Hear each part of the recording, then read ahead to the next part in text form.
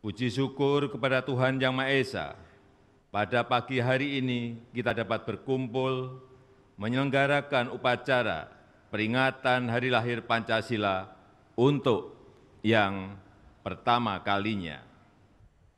Upacara ini meneguhkan komitmen kita agar kita lebih mendalami, lebih menghayati, dan mengamalkan nilai-nilai luhur Pancasila sebagai dasar bermasyarakat, sebagai dasar berbangsa dan bernegara. Pancasila merupakan hasil dari sebuah rangkaian proses, yaitu rumusan Pancasila tanggal 1 Juni 1945 yang dipidatokan oleh Insinyur Soekarno. Piagam Jakarta tanggal 22 Juni 1945 dan rumusan final tanggal 18 Agustus 1945 adalah jiwa besar para founding fathers kita, para ulama, para tokoh agama, dan para pejuang kemerdekaan dari seluruh Nusantara sehingga kita bisa membangun kesepakatan yang mempersatukan kita. Harus diingat bahwa kodrat bangsa Indonesia adalah kodrat keberagaman. Takdir Tuhan untuk kita adalah keberagaman.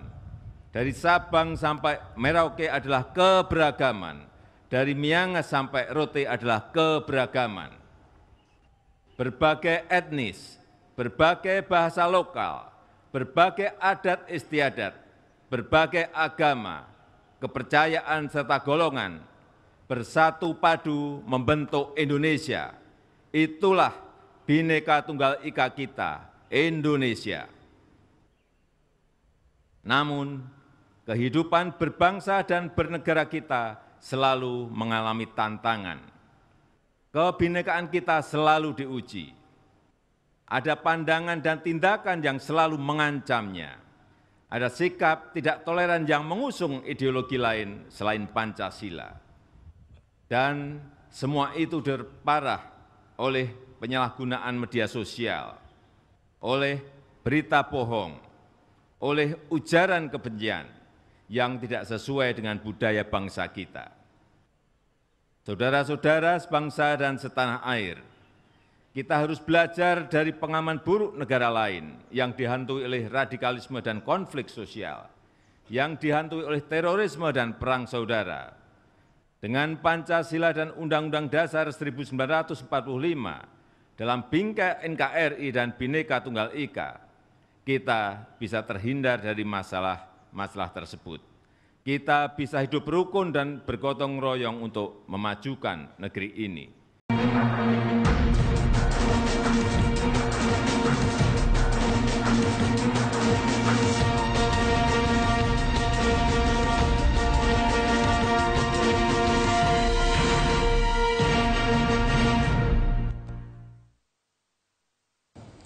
Selamat malam pemirsa, kita berjumpa lagi dalam Prime Time Talk, kali ini bersama saya Doni The Kaiser.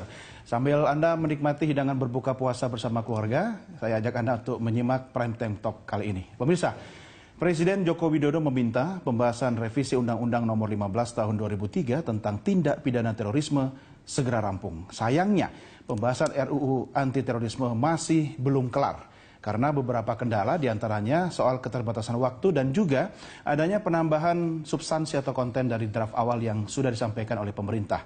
Sementara itu, Koalisi Masyarakat Sipil menilai pembahasan revisi anti-terorisme atau undang-undang anti-terorisme ini jangan sampai merusak mekanisme criminal justice system dan akan berlawanan dengan arus reformasi yang sudah menghasilkan capaian positif. Selanjutnya, RUU anti-terorisme harus mampu menghasilkan mekanisme hukum yang akuntabel untuk menguji adanya upaya paksa dalam penangkapan, penahanan, penggeledahan, dan penyitaan yang dilakukan untuk menjamin terpenuhinya hak asasi manusia. Membahas hal itu pemirsa, kita akan diskusikan bersama narasumber. Telah hadir di studio anggota Pansus RUU Terorisme dari fraksi Demokrat, Syarif Hasan, dan pengamat militer Jaleswari Pramoda Wardani yang juga Deputi 5 dari kantor staf Presiden. Selamat bergabung Bu Dani, Pak Syarif, apa kabar? Ya, selamat malam. Sehat semua? Ya, Assalamualaikum. Waalaikumsalam warahmatullahi. Pak Syarif, puasa lancar? Insya Allah, amin. Alhamdulillah. Amin. Insya Allah. Pak, menjawab judul kita dulu nih, soal terorisme. Bagaimana komentar Anda nih? Kaitannya undang-undang kita nih. Jalan di tempat atau bisa gol ini segera? Ya, sebenarnya pembahasan di DIM, di Pansus terorisme ini sudah berjalan dengan bagus. Kira-kira kurang lebih sekitar ada 50 DIM lagi yang belum selesai. 50 ya? Tetapi 50 ini termasuk sedikit atau banyak, Pak? Termasuk sedikit. Sedikit, oke. Ya. Karena apa? Saya katakan sedikit, karena masalah-masalah yang substansi itu kelihatannya sudah akan terselesaikan. Apalagi kemarin ada statement dari Bapak Presiden, supaya TNI diberi peran langsung di dalam rancangan undang-undang penanggulangan terorisme ini. Nah, ini suatu signal yang sangat bagus. Karena almost, khususnya fraksi Partai Demokrat ya, itu sangat mendukung agar TNI itu terlibat di dalam hal penanggulangan terorisme. Bukan cuma sunnah ya, tapi wajib ya? Ya, wajib. Kalau selama ini kan atas permintaan Polri atau Presiden yang meminta. Dapat dipastikan hampir semua fraksi memang mendukung. Sekalipun di dalam rapat dengar pendapat dengan beberapa stakeholders yang berkepentingan itu ada pro dan kontra. Tetapi pada dasarnya kita itu menginginkan agar apa yang dimiliki oleh TNI dan apa yang dimiliki oleh Polri itu bisa, kalau bisa disatukan, bahkan dari intelijen juga disatukan untuk bersama-sama menanggulangi masalah terorisme ini. Pak, kalau kita bicara DIM yang tadi Anda sampaikan kan masih kurang lebih 50 DIM yang sebenarnya bisa selesai dalam waktu singkat. Tapi RU ini kan sudah 1 tahun nih bolak-balik dibahas di gedung parlemen gitu kan. Yang dimaksudkan dengan pasal atau konten yang krusial itu apakah salah satunya soal keterlibatan TNI tadi? Exactly. Salah satunya adalah menyangkut masalah pro dan kontra tentang bagaimana agar TNI bisa dilibatkan dalam hal penanggulangan terorisme. Nah, kalau kita melihat sebenarnya salah satu tugas daripada TNI dari 10 tugas selain perang itu itu adalah salah satu menyangkut adalah tentang penanggulangan terorisme. Dan sayang kalau tidak dilibatkan, apalagi kemampuan TNI mumpuni dan bisa betul-betul dimanfaatkan. Berdasarkan data empiris selama ini memang juga TNI cukup banyak berperan. Kita lihat masalah kasus di Poso misalnya. Ya, itu sangat kolaborasi antara TNI dan Polri membuat satu hasil yang sangat maksimal. Apalagi dengan letak geografi Indonesia yang sangat kompleks luar biasa, lautnya 70% dari luas Indonesia.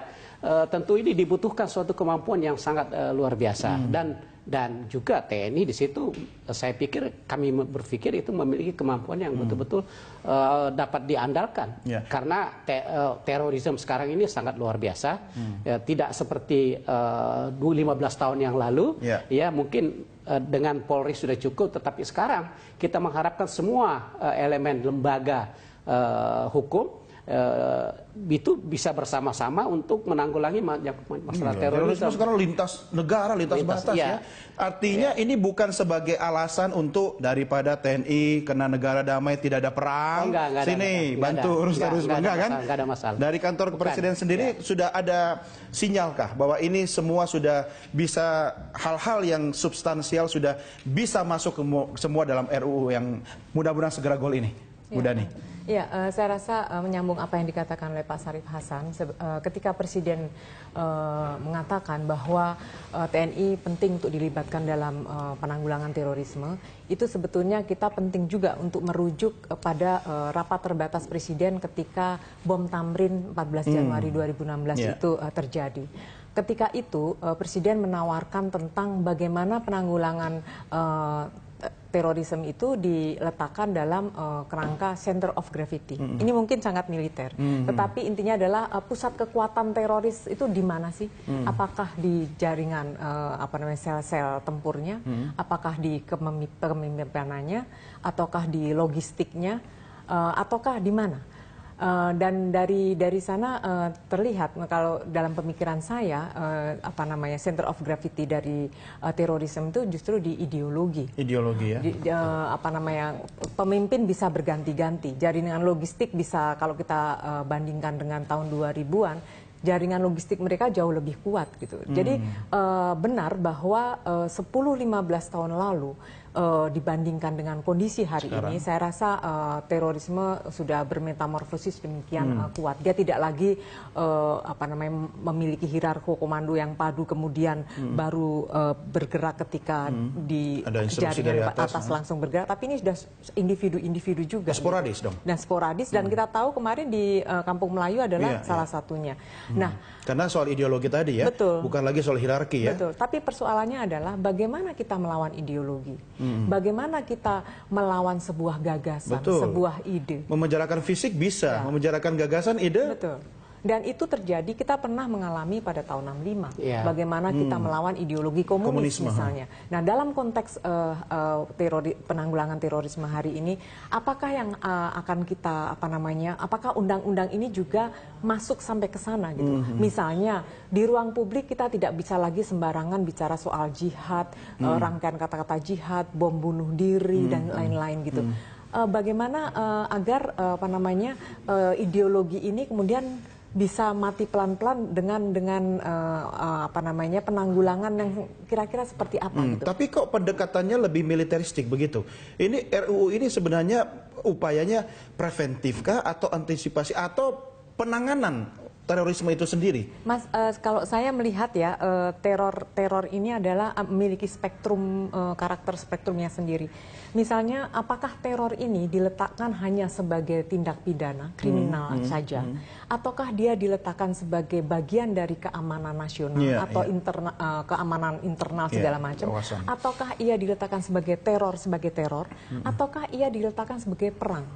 Karena cara kita meletakkan teror ini dalam spektrum yang beda-beda ini, ini implikasinya adalah bagaimana kita melakukan. Misalnya kalau dalam kriminal, polisi yang menjadi yang ngelit ini. Terus kemudian kalau kita bicara soal ini adalah keamanan nasional, kita bisa merujuk kepada misalnya Singapura dan Malaysia.